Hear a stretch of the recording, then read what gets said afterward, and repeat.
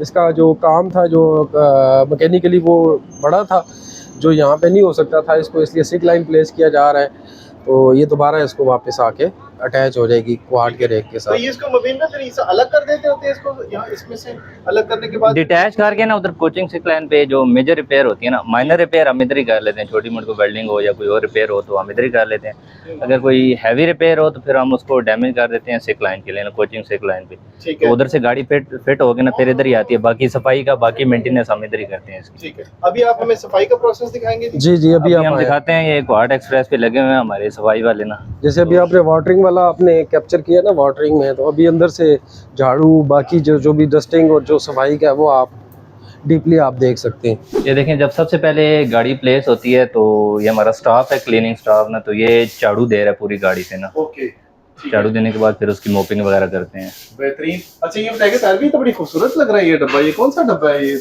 बड़ी इसके अंदर वो जी, पिक्चर्स वगैरह ये लिखी हुई हैं। बस पैसेंजर को अट्रैक्शन के लिए ही हमने किया हुआ है, सारा देख सकते हैं।